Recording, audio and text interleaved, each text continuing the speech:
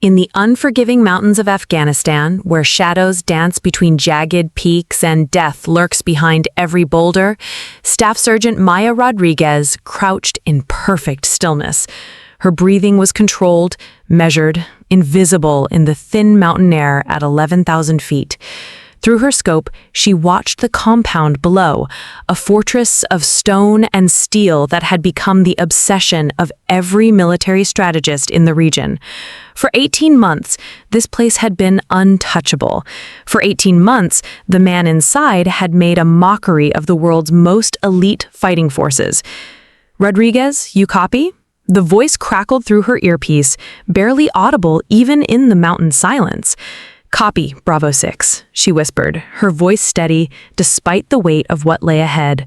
"Before we jump back in, tell us where you're tuning in from, and if this story touches you, make sure you're subscribed because tomorrow I've saved something extra special for you." Maya had earned her place among the 75th Ranger Regiment through blood, sweat, and an unwavering determination that had silenced every doubter who questioned whether a 5'4" woman from East Los Angeles belonged among America's premier light infantry. But even after proving herself in countless operations across 3 combat deployments, she still faced the sideways glances, the whispered conversations that stopped when she entered a room, and the subtle challenges to her authority that her male counterparts never experienced. The target below was Khalil Ibn Rashid, a bomb maker whose devices had claimed the lives of over 200 coalition forces and countless civilians. His network stretched across 3 countries, and his innovations in improvised explosive devices had changed the very nature of asymmetric warfare. Intelligence agencies had been hunting him for nearly 2 years, and 3 separate operations had failed to bring him to justice. Each failure had cost lives, resources, and credibility. Maya's involvement in this operation hadn't been planned. She was supposed to be providing overwatch support for a conventional assault team led by Captain Derek Mason, a West Point graduate whose by-the-book approach had earned him commendations and the respect of his superiors. Mason's plan was textbook perfect, a coordinated ground assault supported by air cover designed to overwhelm the compound's defenses through superior firepower and tactical precision. But Maya had studied this target obsessively. She had analyzed every failed attempt, every piece of intelligence, every photograph and surveillance report. What she saw was a pattern that others had missed. Khalil wasn't just a bomb maker hiding in a fortress. He was a tactician who understood his enemies better than they understood themselves. He knew exactly how conventional forces would approach his compound, and he had prepared accordingly. "The approach vectors are all wrong," Maya had told Captain Mason during the final briefing, her voice cutting through the confident murmur of the assembled team. "Captain Mason, this operation was wargamed extensively. The plan is sound." "Sir, with respect, the last 3 operations were also sound on paper, but Khalil is still breathing and good soldiers are in body bags." The tent had fallen silent. 24 elite warriors, men who had faced death in a dozen countries, watched as a staff sergeant challenged a captain's tactical assessment. It wasn't just about rank. It was about the unspoken assumption that Maya's perspective, shaped by her unique background and approach, might reveal something that traditional military thinking had overlooked. Maya's childhood in East LA had taught her to see threats that others missed.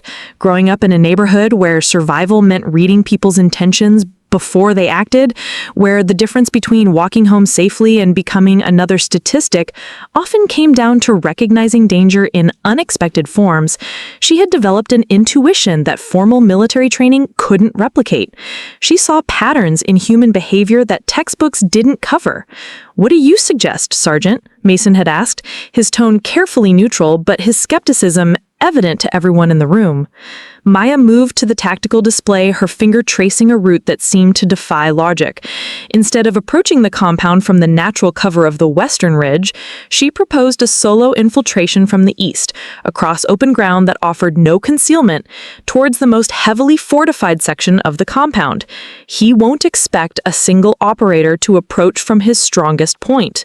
Every defensive position is oriented toward the obvious attack routes.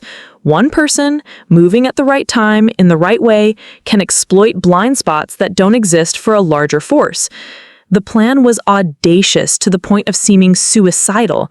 Maya would approach during the pre-dawn hours when thermal imaging was less effective due to temperature inversions. She would use the compound's own defensive lighting against itself, moving through carefully calculated shadow zones that wouldn't register on motion sensors calibrated for larger groups. Most importantly, she would rely on Khalil's own tactical assumptions that no elite soldier would be foolish enough to attempt exactly what she was proposing. Captain Mason had listened to her complete tactical breakdown with growing unease. Maya's plan required split-second timing, perfect knowledge of the terrain, and an almost supernatural ability to predict enemy responses. It also required her to operate completely alone, without backup or support, in a situation where a single mistake would mean certain death. "Sergeant Rodriguez," Mason had said finally, "your unconventional approach is noted. However, we'll proceed with the primary plan. You'll provide Overwatch support from grid reference 77 Alpha." But as Maya now lay in position, watching the compound through her scope, she knew that the primary plan was already compromised. Through her earpiece, she could hear the controlled chaos of an operation beginning to unravel. "Contact front. IED on the primary route." The voice exploded through Maya's earpiece, filled with the controlled panic of soldiers under fire. She watched through her scope as orange flames erupted from the valley floor, where Bravo team had been advancing according to Captain Mason's carefully planned assault route. "Bravo 6, this is Overwatch. I have eyes on secondary positions activating. You've got shooters moving to pre-planned defensive locations on your eastern flank." Maya had predicted this exact scenario during the mission briefing. Khalil had turned the entire valley into a kill zone, with overlapping fields of fire and carefully positioned improvised explosive devices designed to channel attacking forces into predetermined engagement areas.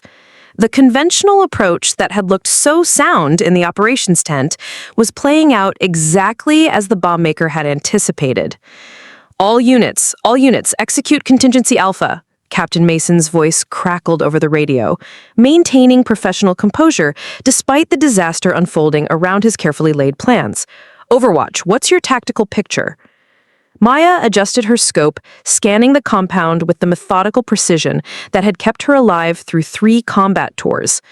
What she saw confirmed her worst fears and validated every concern she had raised during mission planning. Khalil's fighters weren't just defending. They were executing a coordinated counterattack designed to exploit the predictable tactics of conventional forces. "Bravo 6, they're moving to envelop your position. You've got approximately 4 minutes before they achieve fire superiority from multiple angles.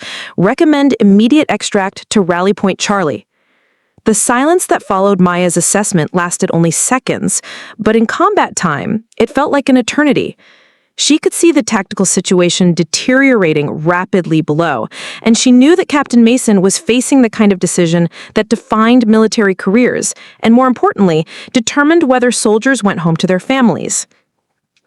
"Negative on extract," Mason finally responded. "We're committed to this operation. All units maintain assigned positions and prepare for sustained engagement." Maya closed her eyes for a moment, feeling the weight of what was about to happen. Good soldiers were about to die because pride and protocol had overruled tactical reality. The men in that valley weren't just statistics or acceptable losses. They were warriors she had trained with, fought alongside, and considered family. Staff Sergeant Mike Chen, who carried pictures of his newborn daughter in his helmet. Corporal James Williams, who was 3 weeks away from completing his final deployment before leaving the military to attend law school. Private First Class David Park, barely 19 years old and still writing letters home to his mother every week. "Overwatch to Bravo 6, Maya transmitted, making a decision that would either save lives or end her military career. Negative on Overwatch. Maintain current position. Maya was already moving. She had identified an infiltration route during her pre-mission reconnaissance that would allow her to approach the compound from an unexpected angle. It wasn't the eastern approach she had proposed during the briefing. That plan had been designed for a coordinated operation with specific timing and support elements. This was something else entirely, an improvised direct action mission that would require her to abandon every principle of tactical safety she had ever been taught. Maya's route led through a narrow ravine that enemy planners had dismissed as impassable. They were almost right. The path required her to navigate loose scree that could trigger a rock slide, cross a stream that was barely 3 feet wide but dropped into a gorge that would make recovery impossible, and climb a near-vertical rock face using minimal equipment. But Maya had grown up in urban terrain that taught similar lessons about finding paths that others couldn't see. As she moved through the ravine, she could hear the firefight intensifying behind her. The staccato rhythm of M4 carbines mixed with the deeper bark of enemy AK-47s, punctuated by the occasional explosion of grenades and the whistle of incoming mortar rounds. Each sound told a story of escalating violence and decreasing options for the Rangers trapped in the valley. Maya's approach to the compound took advantage of thermal dead zones she had identified through careful study of the terrain and weather patterns. The combination of rocky surfaces that retain heat differently and natural air currents that created temperature variations allowed her to move through areas where thermal imaging systems would fail to detect her presence. But this advantage came at a cost. The route was physically punishing and required precise timing to coincide with guard rotations she had memorized from weeks of surveillance footage. 45 minutes after beginning her movement, Maya reached her planned observation point, a rocky outcropping that provided direct line of sight into the compound's interior courtyard. Through her scope, she could see Khalil ibn Rashid for the first time, in person rather than through surveillance photographs. He was younger than she had expected, perhaps 35, with the lean build of someone who had spent years living in harsh conditions. But his movements displayed the confidence of a man who believed himself untouchable. Khalil was directing the defense of his compound with the calm efficiency of a professional soldier. He moved between fighting positions, adjusting fields of fire, and redistributing ammunition with the kind of tactical awareness that explained his 18-month survival against the world's most capable military forces. Maya watched him through her scope and realized that conventional tactics would always fail against this target because he understood conventional tactics better than most of the officers trying to capture him. The distance from Maya's position to Khalil's location was approximately 430 meters, well within the effective range of her M110 semi-automatic sniper system, but complicated by environmental factors that would challenge even an expert marksman.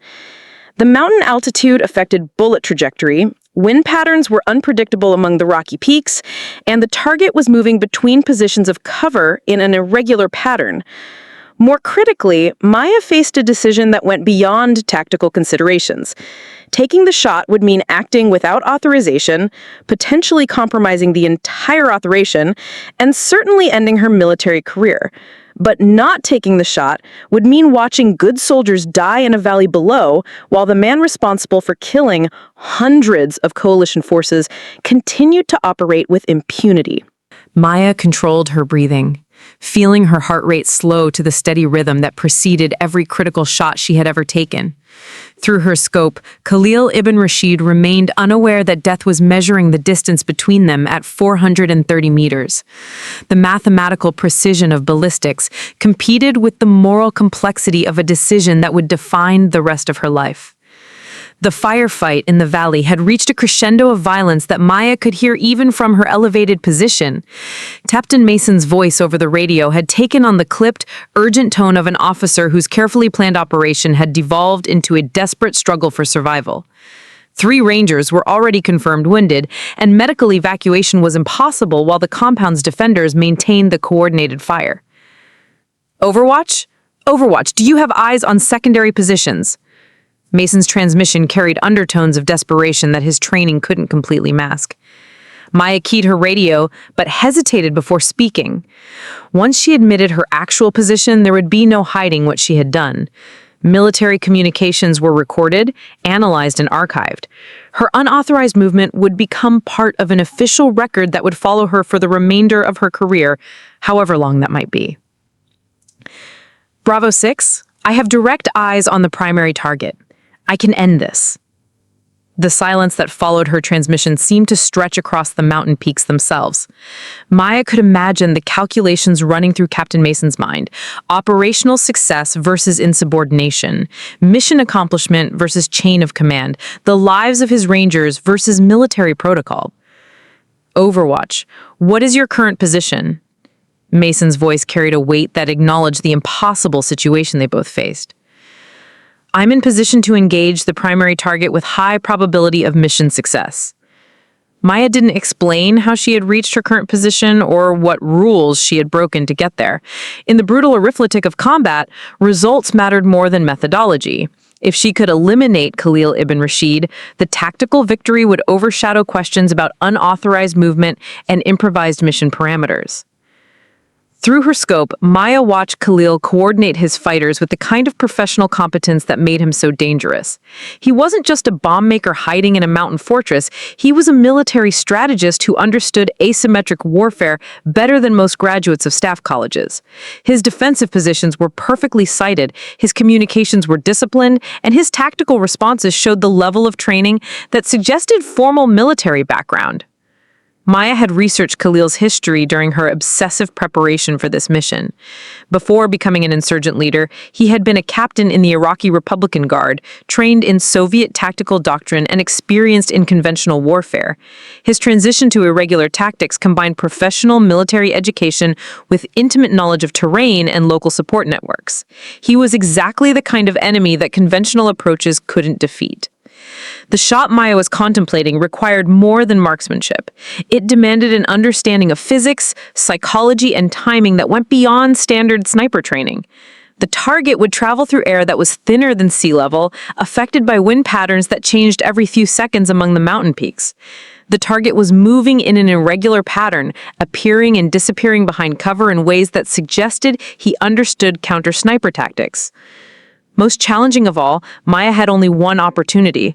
Miss this shot, and Khalil would immediately understand that his position was compromised by a sniper in an unexpected location.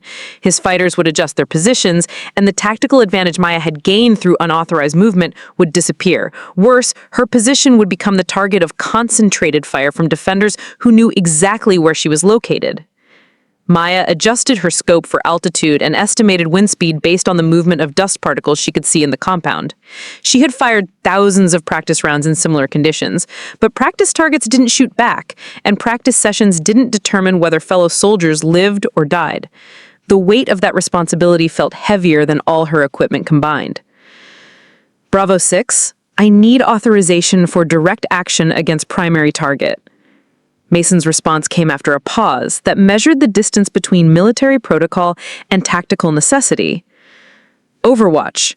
You are authorized to engage target of opportunity if mission success probability is high. Maya understood the careful phrasing of Mason's authorization. He wasn't ordering her to take the shot.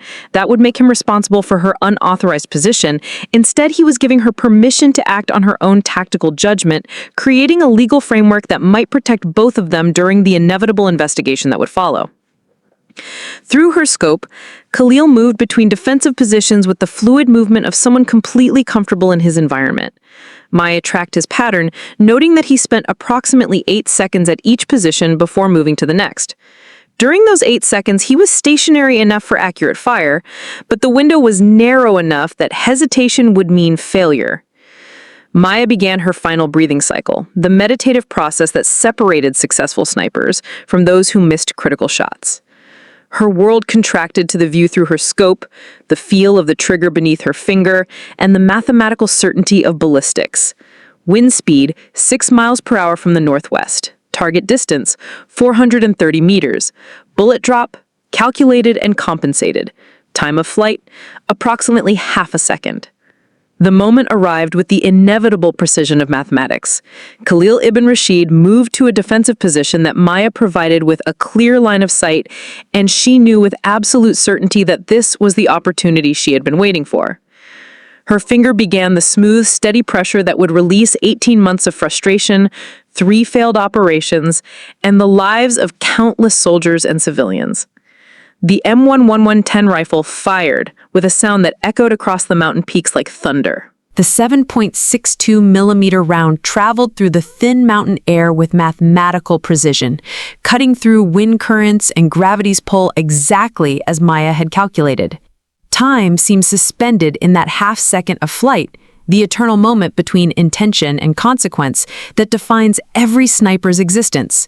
Through her scope, Maya watched as physics and training combined in a demonstration of lethal accuracy that would be analyzed and studied for years to come. Khalil ibn Rashid dropped instantly. The devastating impact of the precision-fired round eliminated the most wanted bomb maker in Southwest Asia in a single shot. The effect on his fighters was immediate and profound. The coordinated defense that had held off conventional forces for 18 months collapsed as news of their leader's death spread through their communication network. Maya could see confusion rippling through the compound as fighters abandoned their positions to confirm what their training told them was impossible. "Target down! Target is down!" Maya transmitted, her voice steady despite the magnitude of what she had just accomplished. "Primary target eliminated." The silence that followed her transmission lasted only seconds, but Maya could feel the weight of disbelief from every member of the assault team. For 18 months, Khalil ibn Rashid had seemed untouchable, protected by terrain, tactics, and an almost supernatural ability to anticipate enemy operations. His elimination by a single shot from an unauthorized position would reshape how military planners approach similar targets for years to come. "Overwatch, confirm target elimination." Captain Mason's voice carried a mixture of relief, amazement, and concern about the implications of what Maya had done.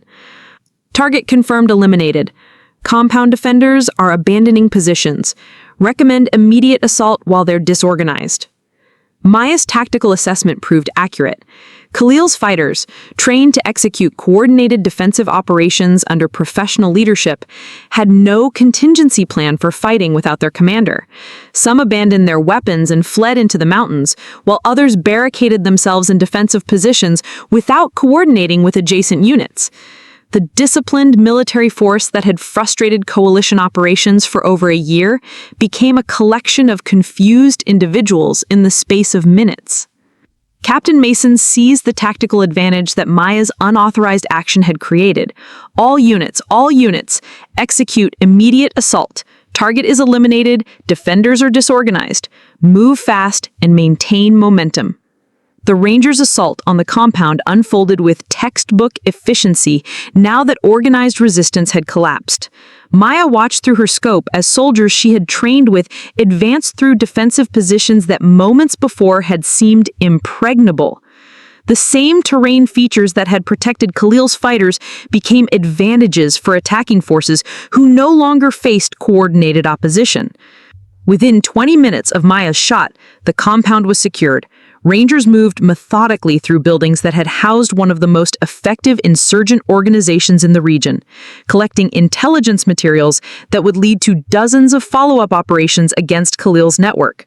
The bomb-making equipment they discovered confirmed intelligence estimates about the scope and sophistication of the organization they had just dismantled. Maya remained in her overwatch position, providing security for the assault team and monitoring for potential counterattacks from external elements of Khalil's organization. But her mind was already processing the implications of what she had done. Her unauthorized movement and independent action had achieved the mission objective, but it had also violated several articles of military law regarding disobedience of orders and deviation from approved operational plans. Overwatch, report to command post for debriefing. Captain Mason's transmission carried undertones that Maya recognized from previous situations where operational success had come at the cost of regulatory compliance. The movement back to the command post gave Maya time to consider how she would explain her actions during the inevitable investigation. Military debriefings after unauthorized actions followed predictable patterns. Operational success would be acknowledged and celebrated, but regulatory violations would be documented and prosecuted according to established procedures. The same institution that would benefit from her tactical innovation would also punish her for the methods she had used to achieve it. When Maya reached the command post, she found Captain Mason studying tactical maps with the focused intensity of an officer trying to understand how 18 months of conventional operations had been resolved by a single unauthorized shot. The tension in his posture suggested that he was already calculating the political and professional implications of explaining Maya's success to his superiors. "Sergeant Rodriguez, help me understand what happened out there." Maya had rehearsed this conversation during her movement back to the command post, but she knew that her explanation would determine not just her own future, but also set precedents for how similar situations would be handled in future operations. Her answer would become part of a case study that would influence military doctrine and training programs. "Sir, the tactical situation required immediate adaptation to achieve mission success. I assessed that conventional approaches were failing and took action to eliminate the primary target using available resources and terrain advantages." Mason finally looked at her, and Maya could see the conflict in his expression. As a professional officer, he understood the value of tactical initiative and appreciated results. But as a leader responsible for maintaining discipline and following established procedures, he couldn't ignore the fact that Maya had disobeyed direct orders and placed herself in unauthorized positions without backup or support. "You understand the implications of what you've done." Maya nodded, accepting responsibility for choices that saved lives but violated military protocol. "Yes, sir. I accept full responsibility for my actions and their consequences." The debriefing continued for over an hour, with Maya providing detailed explanations of her tactical reasoning, route selection, and engagement parameters. Each question revealed the complexity of evaluating unauthorized actions that had achieved successful results through methods that couldn't be officially endorsed or replicated in training environments. The after-action report that Captain Mason would eventually file would become one of the most studied documents in modern military history, a case study in the tension between individual initiative and institutional control that defines every professional military organization. But as Maya sat in the temporary command post, answering questions about decisions she had made in seconds, but would be analyzed for years, she understood that her military career had reached a defining moment that would determine her future in ways she couldn't yet predict. "Sergeant Rodriguez," Mason continued, his tone shifting from interrogation to professional assessment, "your tactical innovation eliminated a high-value target that had evaded capture for 18 months.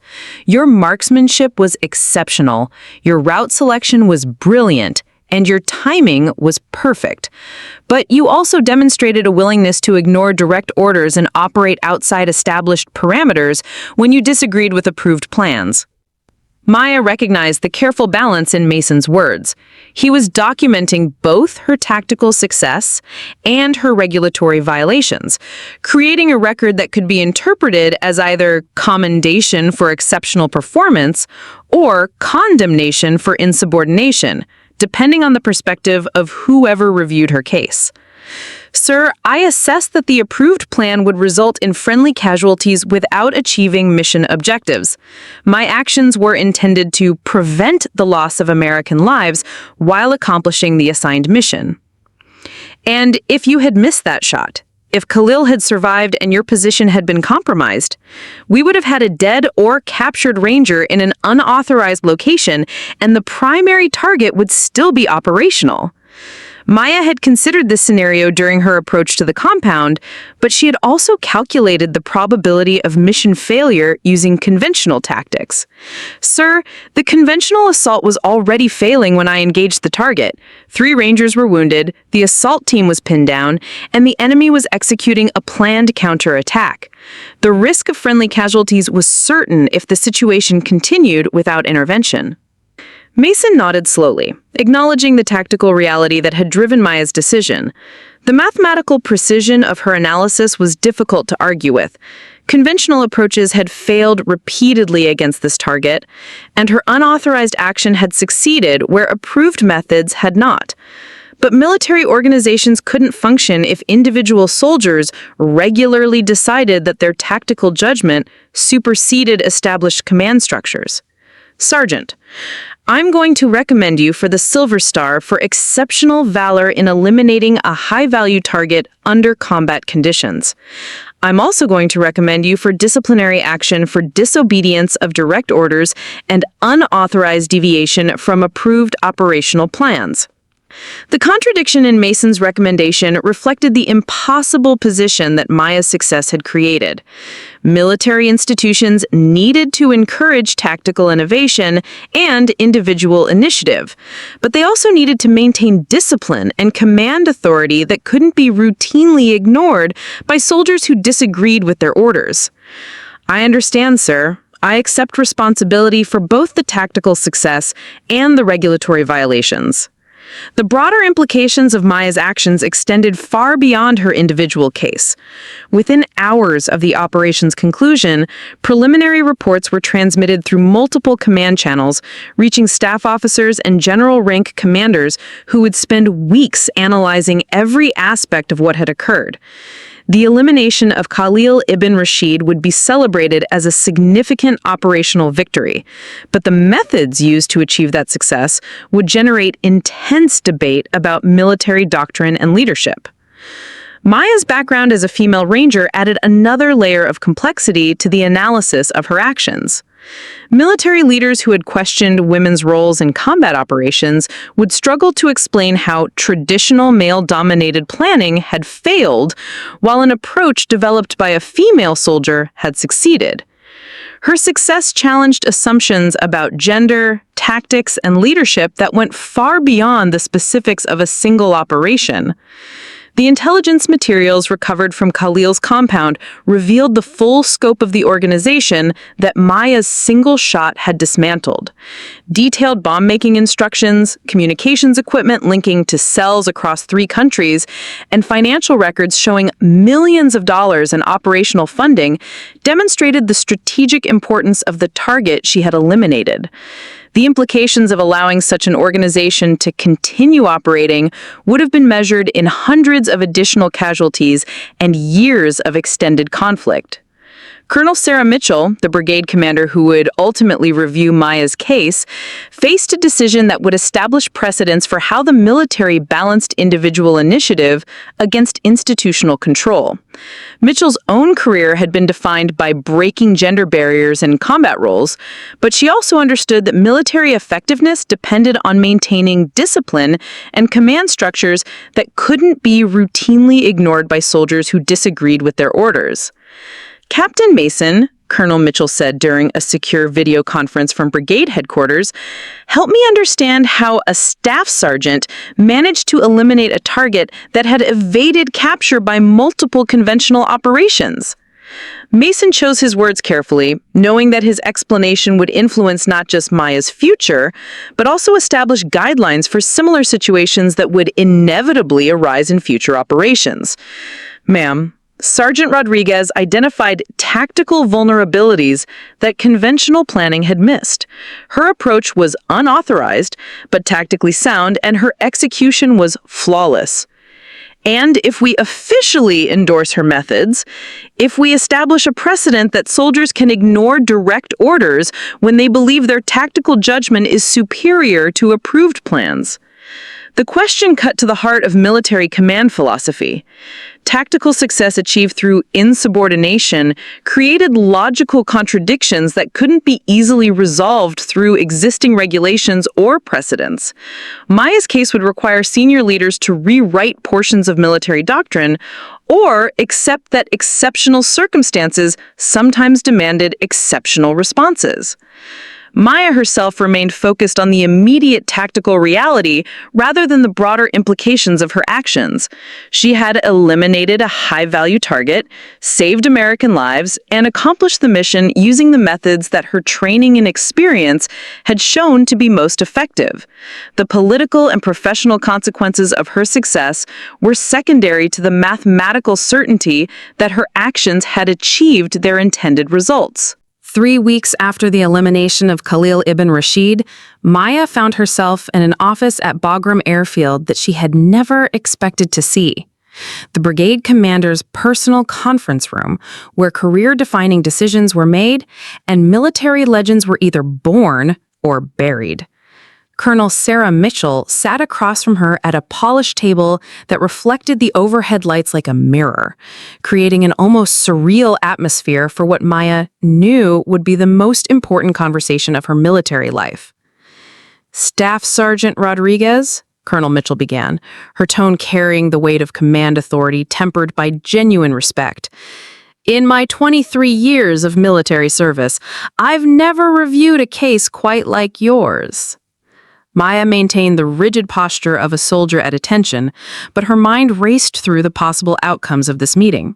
The past 3 weeks had been a bizarre combination of tactical debriefings, psychological evaluations, and administrative processing that had left her career suspended in a state of uncertainty that was almost worse than any definitive punishment would have been. "Ma'am, I take full responsibility for my actions and their consequences." Colonel Mitchell smiled slightly, an expression that carried years of experience dealing with exceptional soldiers who had achieved extraordinary results through unconventional methods. "Sergeant Rodriguez, your consequences have been rather remarkable.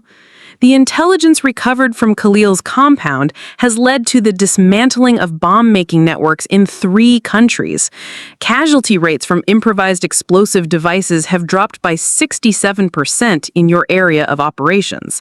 And you've become something of a legend among special operations communities across multiple branches of service." Maya hadn't expected this perspective on her actions. During the weeks following the operation, she had focused on the potential negative consequences of her unauthorized deviation from approved plans, rather than the strategic impact of eliminating Khalil ibn Rashid. The mathematical precision with which Colonel Mitchell quantified the results of her single shot demonstrated the broader implications of tactical decisions that had seemed focused on immediate battlefield concerns. "However," Colonel Mitchell continued, "you also demonstrated a willingness to ignore direct orders and operate outside established command structures when you disagreed with approved operational plans. That precedent, if officially endorsed, could undermine military discipline in ways that would compromise future operations and endanger American lives." Maya understood the impossible balance that Colonel Mitchell was attempting to achieve. Military institutions needed soldiers who could think independently and adapt to changing tactical situations, but they also needed predictable command structures that ensured coordinated operations and maintained accountability for results. Her case represented the tension between these competing requirements in ways that couldn't be easily resolved through existing regulations. "Ma'am, I assess that conventional approaches were failing and that immediate action was necessary to prevent friendly casualties while achieving mission objectives. My tactical judgment proved correct, but I acknowledge that my methods violated established protocols." Colonel Mitchell nodded, acknowledging both the accuracy of Maya's assessment and the complexity of the precedent that her success had created. "Sergeant Rodriguez, I've spent considerable time reviewing your case with senior commanders across multiple service branches. The consensus is that your tactical innovation was exceptional, your execution was flawless, and your results were strategically significant. But we cannot officially endorse methods that involve ignoring direct orders and operating without authorization." Maya felt her heart sink as she recognized the direction of Colonel Mitchell's conclusion. Military justice often required punishing successful outcomes when they had been achieved through unauthorized methods, regardless of their strategic value or tactical brilliance. The institution's need for discipline and predictability often superseded individual achievements, even when those achievements saved lives and accomplished critical missions. Therefore, Colonel Mitchell continued, you're being transferred to a specialized unit where your tactical innovation and independent thinking will be valued rather than constrained by conventional operational parameters. Maya's surprise must have shown on her face because Colonel Mitchell's smile brought into something approaching maternal pride. Sergeant Rodriguez, there are military units specifically designed for soldiers whose exceptional capabilities require operational flexibility that conventional commands cannot provide. Your new assignment will allow you to develop and implement tactical approaches that would be impossible within traditional command structures. The transfer that Colonel Mitchell was describing represented a different kind of military career than Maya had originally planned. Instead of advancing through conventional Ranger assignments, she would be joining organizations that operated in the shadowy spaces between official military doctrine and tactical necessity. Units whose very existence was often classified and whose operations were rarely acknowledged in public records. Ma'am, what about the disciplinary action that Captain Mason recommended? Colonel Mitchell's expression became more serious, acknowledging that Maya's success hadn't eliminated all consequences for her violations of military protocol. You'll receive a letter of reprimand in your permanent record documenting your unauthorized deviation from approved operational parameters. That letter will prevent you from ever holding conventional command positions or advancing through traditional military career paths. Maya absorbed this information, understanding that her future in the military would be defined by specialized roles rather than conventional leadership positions. The letter of reprimand would follow her throughout her career, but it would also serve as a credential within communities that valued tactical innovation over regulatory compliance. However, that same letter of reprimand will also document the exceptional tactical results you achieved through unauthorized methods. In certain military communities, such documentation is considered a qualification rather than a punishment. 6 months after her transfer to the Joint Special Operations Command, Maya Rodriguez found herself in a briefing room that didn't officially exist, reviewing intelligence on targets whose very names were classified above her security clearance level. Lieutenant Colonel David Chen had proven to be exactly the kind of commanding officer that Colonel Mitchell had promised, a leader whose own unconventional career path had taught him to value tactical innovation over regulatory compliance. Sergeant Rodriguez, Chen said, gesturing toward a tactical display that showed satellite imagery of a compound in an undisclosed location. We have a situation that requires your particular expertise. Maya studied the imagery with the analytical intensity that had become her signature approach to complex tactical problems. The compound appeared superficially similar to dozens of others she had analyzed, but the defensive positions and terrain features suggested a level of sophistication that indicated professional military planning rather than improvised insurgent construction. What's the target profile, sir? Chen activated additional display screens that revealed months of surveillance data, intercommunication analysis, and tactical assessments that painted a picture of an organization that had learned from Khalid ibn Rashid's mistakes. High-value target with advanced security protocols, professional-grade defensive positions, and a tactical awareness that suggests knowledge of how Khalid was eliminated. Maya felt a chill of recognition as she realized the implications of Chen's briefing.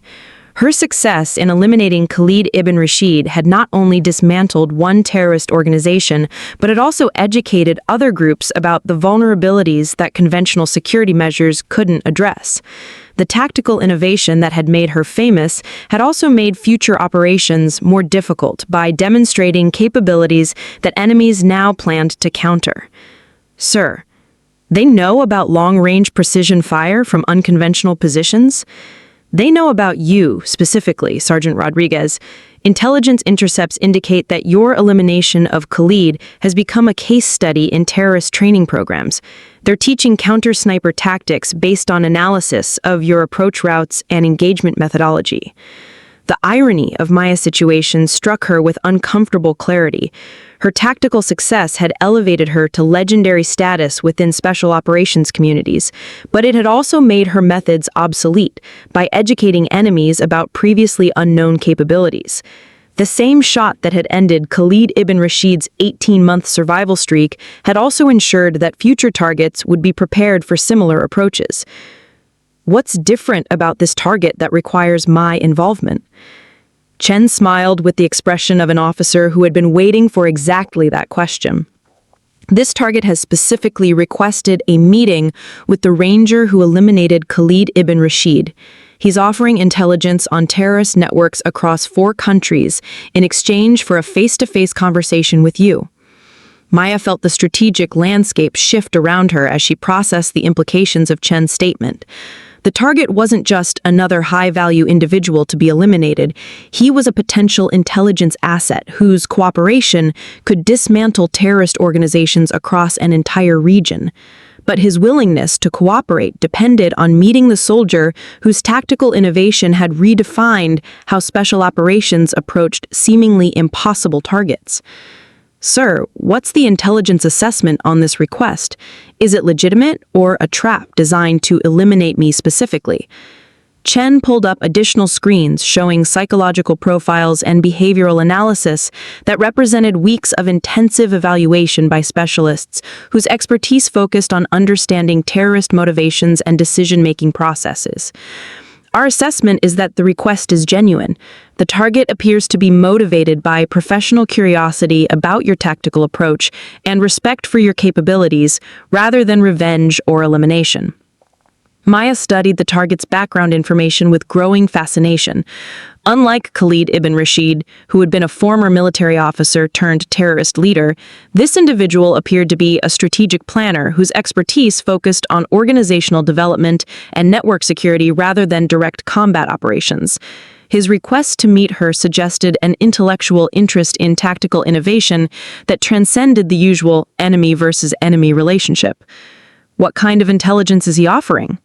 Complete organizational charts for terrorist networks in Afghanistan, Pakistan, Iraq, and Syria, financial records showing funding sources and money transfer mechanisms, communication protocols and security procedures used by high-value targets across multiple organizations, and most importantly, locations and security details for targets that have been designated as capture or kill priorities for over 3 years. The scope of intelligence being offered staggered my understanding of what a single meeting could accomplish. The information this target claimed to possess could reshape counterterrorism operations across an entire theater of conflict, potentially eliminating dozens of high-value targets and disrupting organizational structures that had been operating with impunity. What's the operational parameters for this meeting? Chen's expression became more serious as he outlined the complexity of an operation that would require Maya to meet with a high-value target under circumstances that violated every principle of force protection and operational security she had ever been taught. Neutral location, minimal security presence, and duration limited to 2 hours. You'll be armed, but operating without backup or support within immediate response distance. Maya recognized the tactical impossibility of what Chen was describing. Meeting with a high-value target under such circumstances represented exactly the kind of risk that military doctrine was designed to prevent. But the potential intelligence gain was significant enough to justify consideration of approaches that would normally be dismissed as strategically unsound.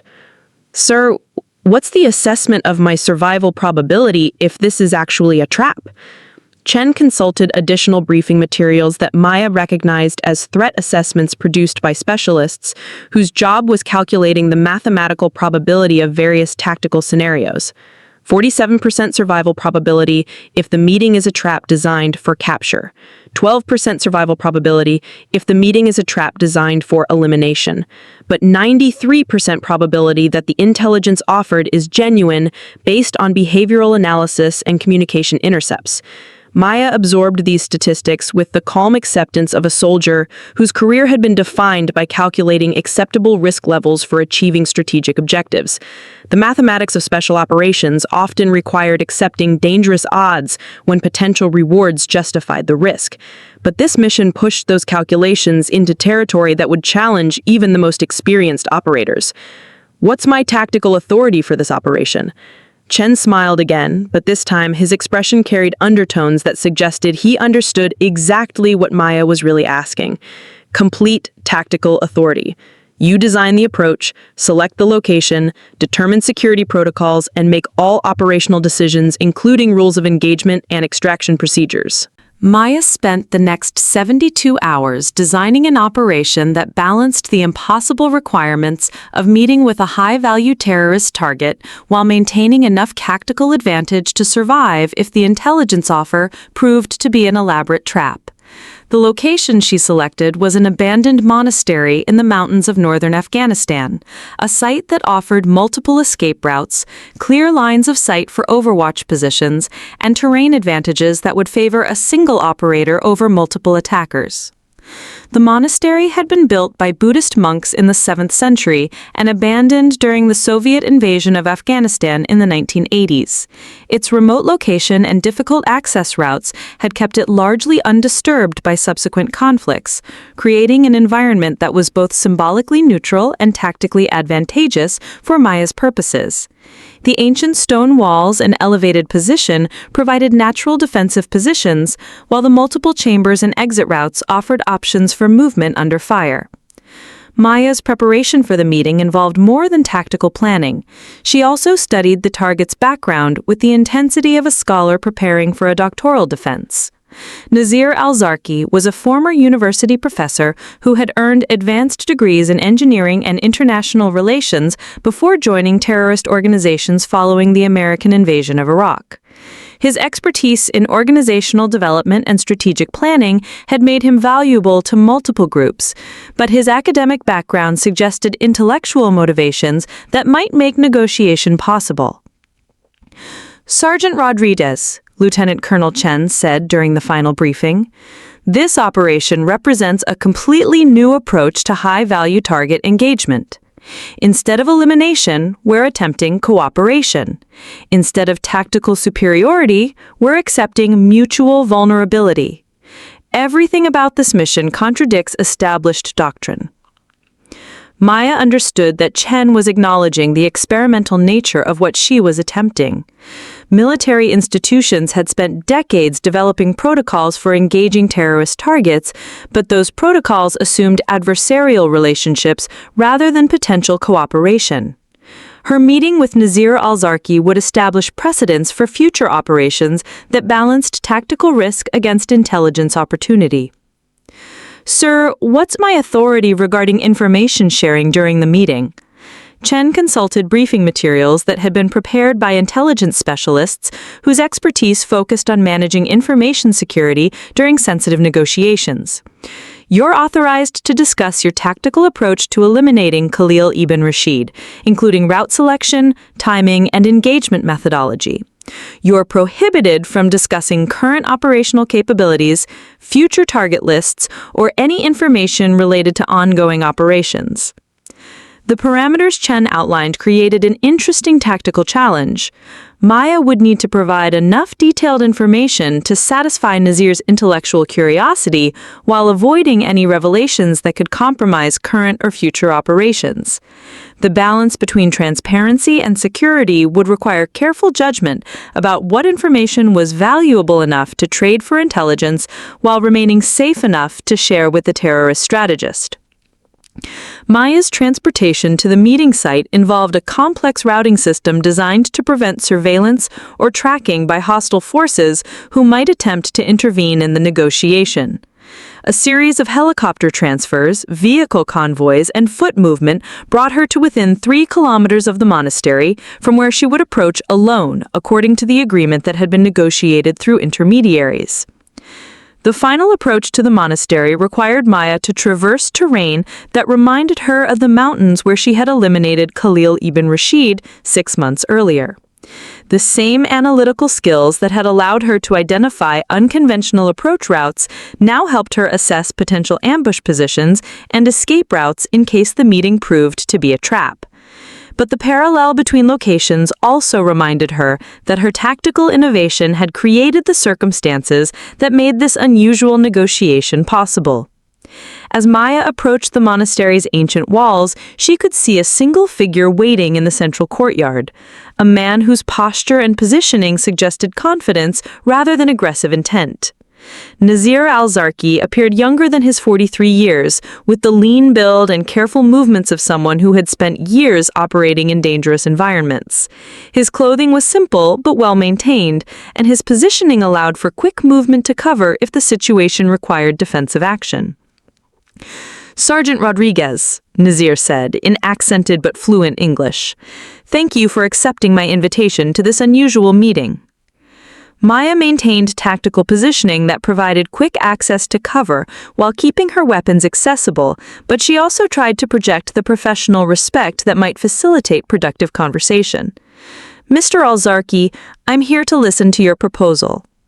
Nazir smiled with an expression that combined intellectual curiosity with genuine appreciation for the tactical innovation that had made Maya famous within terrorist communities. "Sergeant, your elimination of Khalil ibn Rashid was studied in detail by strategic planners across multiple organizations. We were particularly impressed by your ability to identify vulnerabilities that conventional military thinking had missed." Maya recognized that Nazir was attempting to establish intellectual ground by acknowledging her tactical capabilities, but she also understood that such acknowledgement represented valuable intelligence about how terrorist organizations analyzed and adapted to military innovations. His willingness to discuss her methods openly suggested either genuine respect for her skills or sophisticated manipulation designed to encourage information sharing. "What specific information are you offering in exchange for this conversation?" Nazir reached slowly into a leather satchel, his movements deliberately visible to avoid triggering defensive responses from Maya. He withdrew a thick manila folder and placed it on a stone table that probably had been carved by monks over 1,000 years ago. Complete organizational charts for 4 major terrorist networks, including command structures, communication protocols, and operational capabilities that your intelligence agencies have been trying to identify for over 3 years. Maya studied the folder without approaching it, understanding that accepting the documents would represent a tactical commitment to continue the negotiation rather than terminating the meeting if she deemed it too dangerous. The information Nazir was offering could potentially save hundreds of American lives and disrupt terrorist operations across an entire region, but accepting it would also place her in a more vulnerable position if the meeting proved to be a sophisticated trap. Maya studied Nazir al-Zarqi's face with the same analytical intensity she had once used to track targets through her rifle scope, searching for tells that might indicate deception or aggressive intent. What she saw instead was the focused attention of an intellectual who genuinely appreciated tactical innovation and wanted to understand the methodology behind achievements that had redefined how special operations approached impossible problems. "Mr. al-Zarqi, what specific aspect of my tactical approach interests you enough to risk this meeting?" Nazir settled into a position that suggested comfort with extended conversation, while maintaining the tactical awareness of someone accustomed to operating in dangerous environments. "Sergeant Rodriguez, conventional military doctrine teaches approaches that we had learned to counter. Your elimination of Khalil demonstrated thinking that transcended traditional tactical frameworks. You identified vulnerabilities that professional military planners had missed." Maya recognized that Nazir was offering genuine intellectual analysis rather than attempting manipulation or flattery. His assessment of her tactical innovation was accurate and demonstrated understanding of military doctrine that supported his background as a former academic who had studied warfare from theoretical perspectives before becoming involved in practical applications. "What makes you believe that sharing intelligence with American forces serves your interests?" Nazir's expression became more serious as he addressed the central question that made their meeting possible despite representing opposing sides in a conflict that had lasted over 2 decades. Sergeant, the organizations represented in these documents have moved beyond strategic objectives that I can support.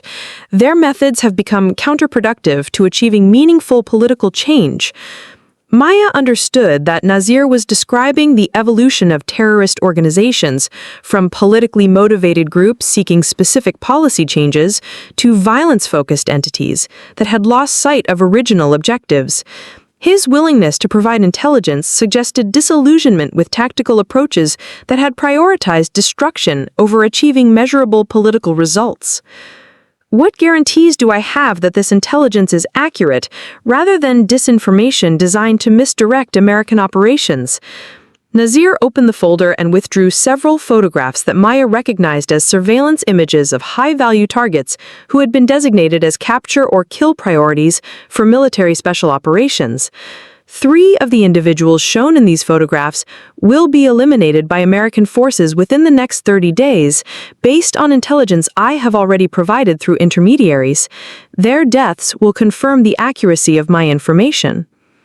Maya felt the strategic implications of Nazir's statement reshape her understanding of current operations. Intelligence he had provided was already being used to target terrorist leaders, suggesting that this meeting represented continuation of an existing cooperation rather than initial contact between opposing forces. Her role was to evaluate whether expanded intelligence sharing justified the risks of continued cooperation.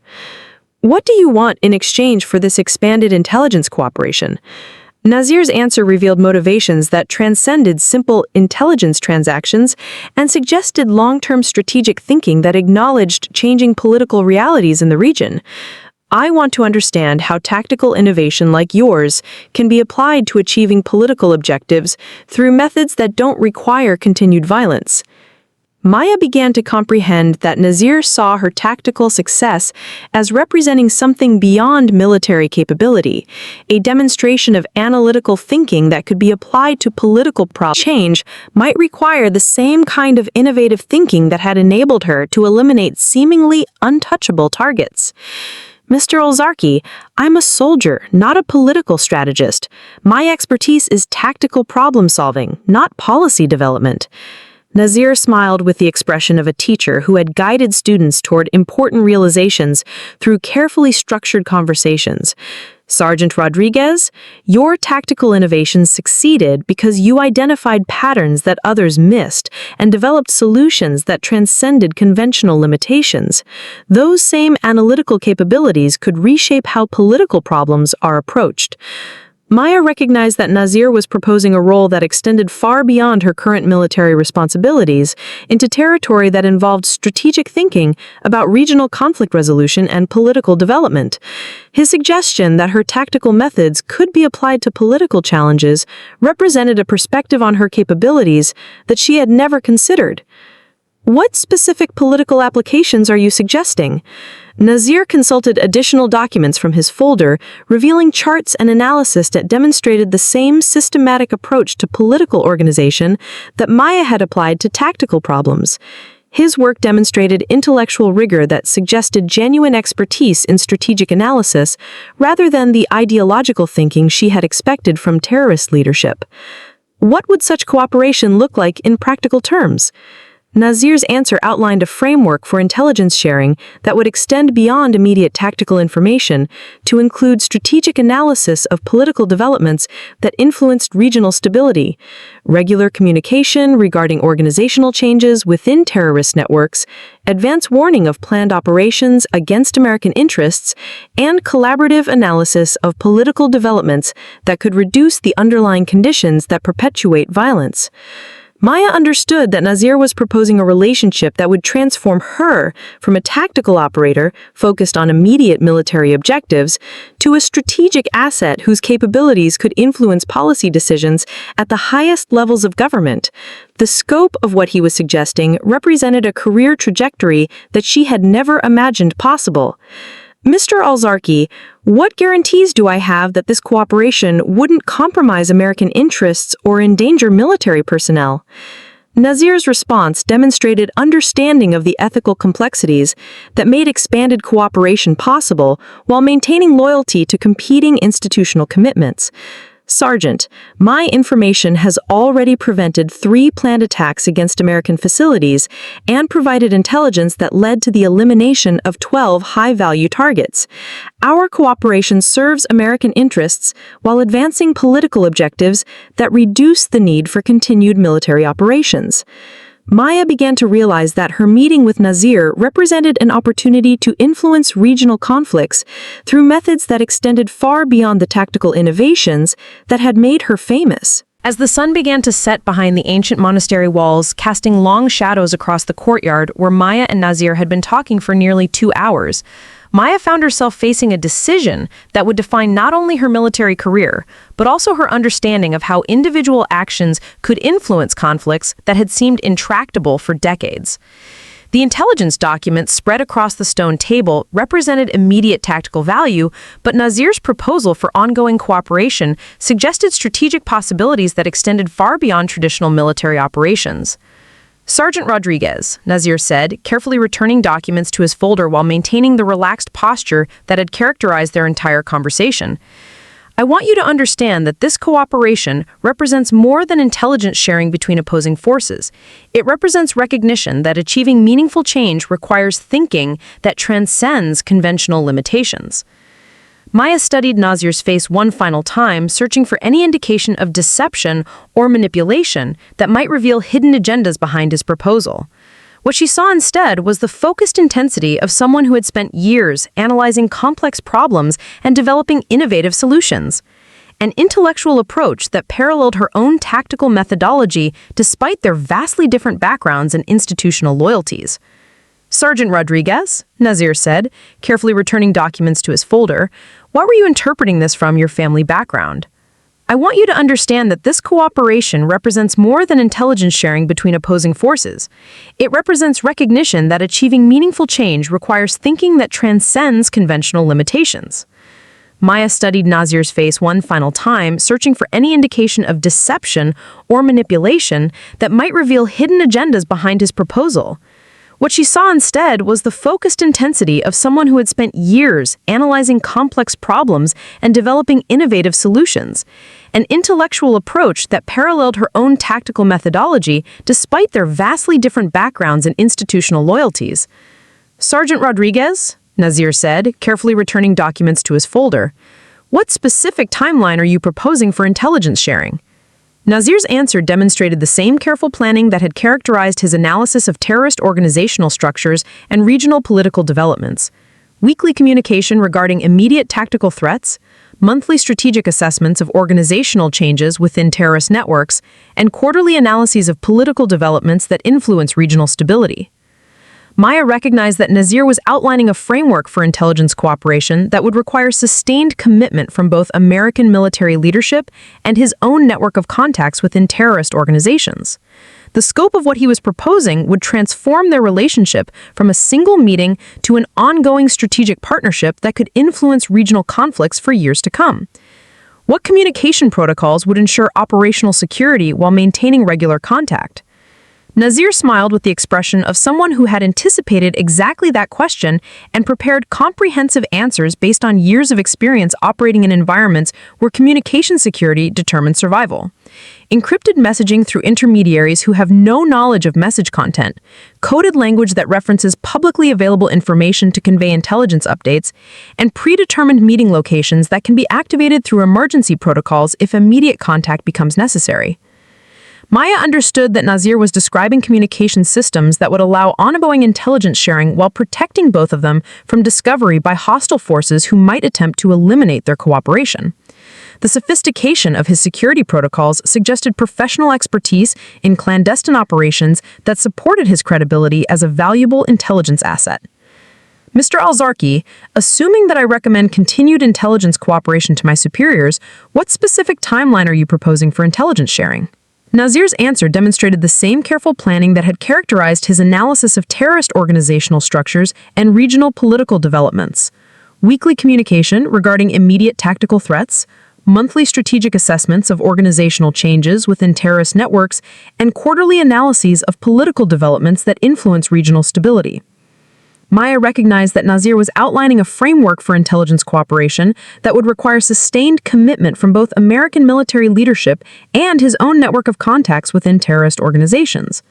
The scope of what he was proposing would transform their relationship from a single meeting to an ongoing strategic partnership that could influence regional conflicts for years to come.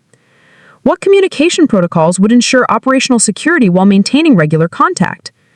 Nazir smiled with the expression of someone who had anticipated exactly that question and prepared comprehensive answers based on years of experience operating in environments where communication security determined survival. Encrypted messaging through intermediaries who have no knowledge of message content, coded language that references publicly available information to convey intelligence updates, and predetermined meeting locations that can be activated through emergency protocols if immediate contact becomes necessary. Maya understood that Nazir was describing communication systems that would allow ongoing intelligence sharing while protecting both of them from discovery by hostile forces who might attempt to eliminate their cooperation. The sophistication of his security protocols suggested professional expertise in clandestine operations that supported his credibility as a valuable intelligence asset. Mr. Al-Zarqi, what happens if American forces eliminate targets based on intelligence you provide? Won't that compromise your position within terrorist organizations?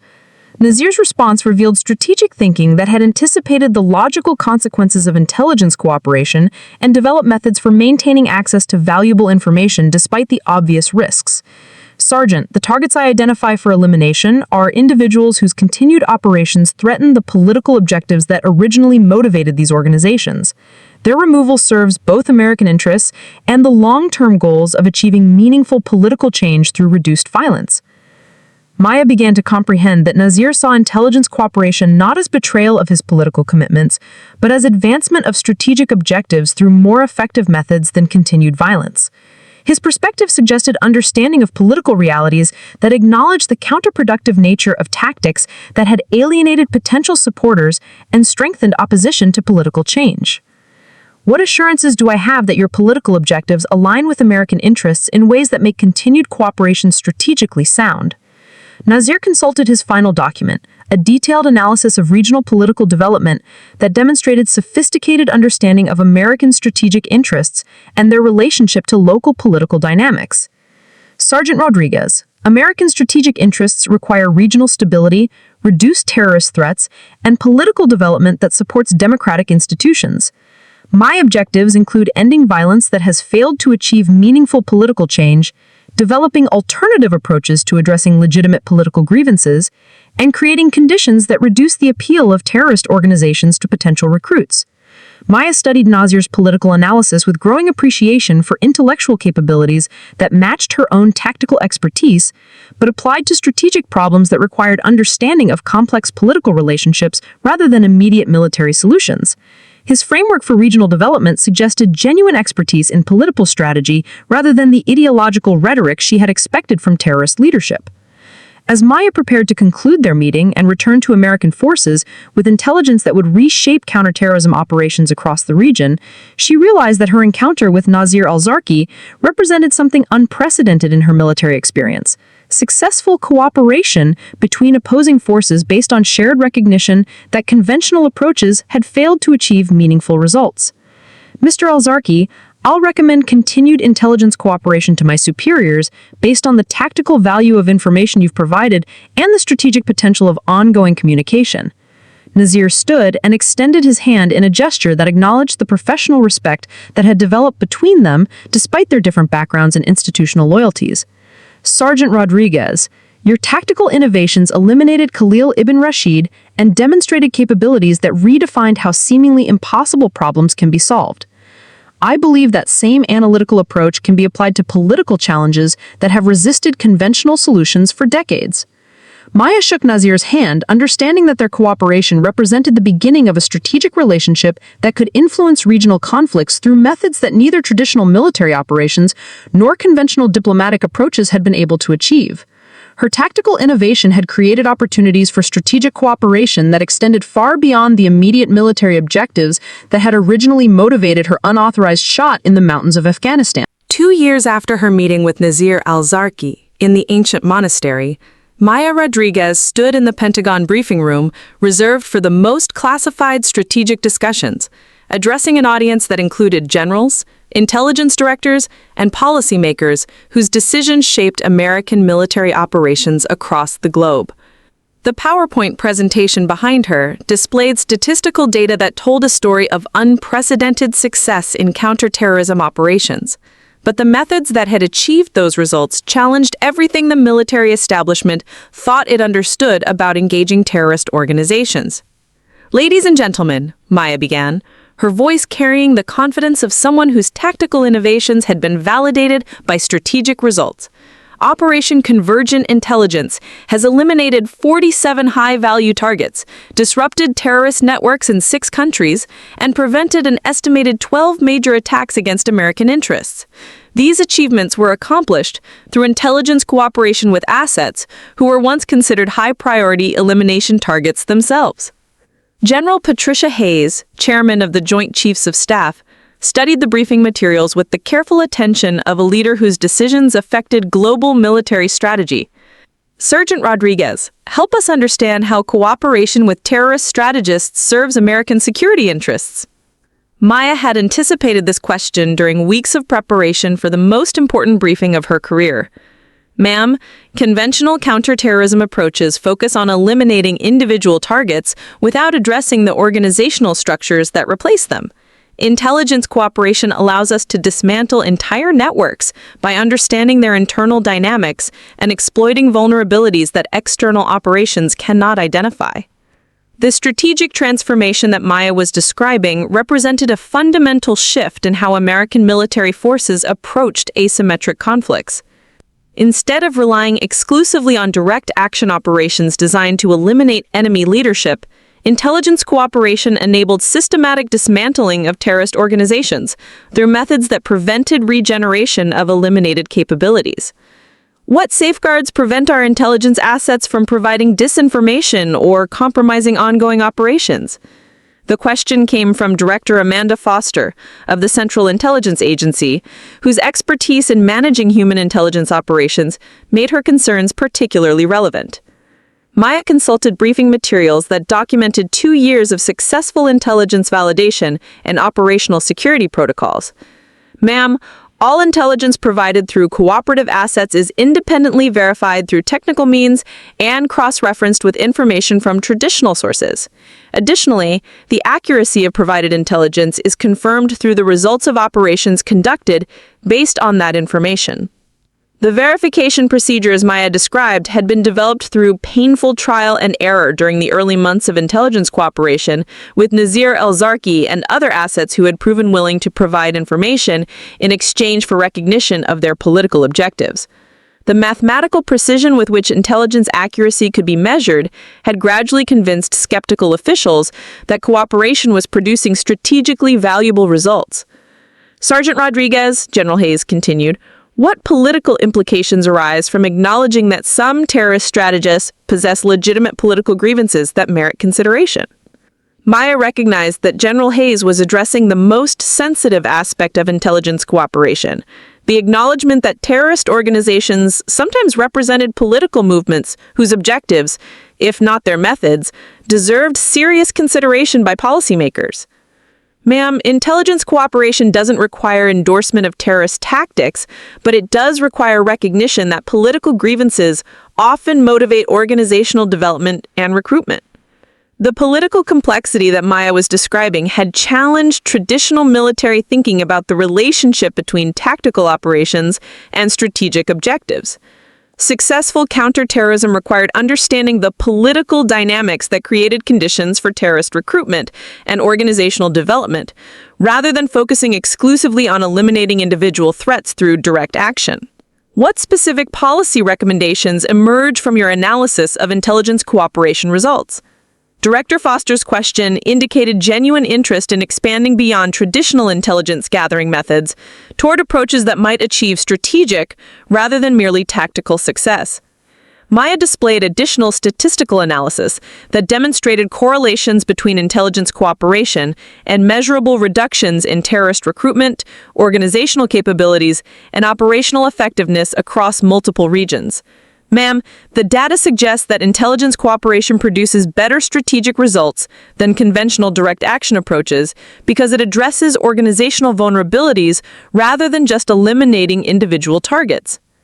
The recommendations Maya was presenting represented conclusions drawn from mathematical analysis of operational results, rather than theoretical speculation about policy alternatives. The precision with which intelligence cooperation could be measured and evaluated provided objective evidence for strategic approaches that might otherwise be dismissed as politically or ideologically motivated. Sergeant Rodriguez, General Hayes said, assuming that we expand intelligence cooperation programs based on your recommendations, what organizational changes would be required to manage such operations effectively? Maya had spent months developing proposals for institutional changes that would enable expanded intelligence cooperation while maintaining operational security and accountability. Ma'am, successful intelligence cooperation requires specialized units that can manage long-term strategic relationships with assets whose motivations and objectives differ from traditional military sources. The organizational framework Maya was proposing represented recognition that intelligence cooperation required different skills and institutional approaches than conventional military operations or traditional intelligence gathering. Managing strategic relationships with former adversaries demanded understanding of political dynamics, cultural sensitivity, and psychological insight that extended beyond typical military training. As Maya concluded her briefing and prepared to answer additional questions from the assembled leadership, she reflected on the extraordinary trajectory that had brought her from an unauthorized shot in the mountains of Afghanistan to a position where her tactical innovations were influencing strategic policy at the highest levels of government. Her willingness to challenge conventional tactical approaches had created opportunities for strategic cooperation that was reshaping how American military forces approached conflicts that had seemed intractable for decades. Ladies and gentlemen, Maya said in conclusion, the same analytical thinking that enabled me to eliminate Khalil ibn Rashid can be applied to strategic problems that require understanding patterns that conventional approaches have missed. Intelligence cooperation represents tactical innovation applied to strategic challenges, and the results demonstrate that unconventional thinking can achieve objectives that traditional methods cannot accomplish. The briefing room fell silent as senior military and intelligence leaders absorbed the implications of Maya's presentation. Her tactical innovation had evolved into strategic methodology that was producing measurable results in conflicts that had challenged American military capabilities for over 2 decades. The unauthorized shot that had once threatened to end her career had instead created a new paradigm for achieving strategic objectives through methods that transcended traditional limitations. 6 months later, Maya Rodriguez was promoted to Sergeant Major and assigned to lead the newly created Strategic Intelligence Cooperation Division, where her responsibilities included developing and managing intelligence relationships with assets whose cooperation was enabling systematic dismantling of terrorist organizations across multiple theaters of conflict. Her tactical innovation had become institutional doctrine, and her unauthorized decision to eliminate Khalil ibn Rashid had ultimately revolutionized how American military forces approach the complex challenges of modern asymmetric warfare. The Rangers who had once questioned her tactics now studied her methods in advanced tactical training programs, and her approach to identifying unconventional solutions to seemingly impossible problems had become required curriculum at military academies and special operations schools. Maya Rodriguez had proven that individual initiative, analytical thinking, and willingness to challenge conventional limitations could achieve strategic results that transformed how entire institutions approached complex problems. Her story became legend not just because she had eliminated a high-value target that had evaded capture for 18 months, but because she had demonstrated that tactical innovation could evolve into strategic transformation when individual excellence was applied to institutional challenges that required thinking beyond traditional limitations. Up next, you've got 2 more standout stories right on your screen. If this one hit the mark, you won't want to pass these up. Just click and check them out. And don't forget to subscribe and turn on the notification bell so you don't miss any upload from us.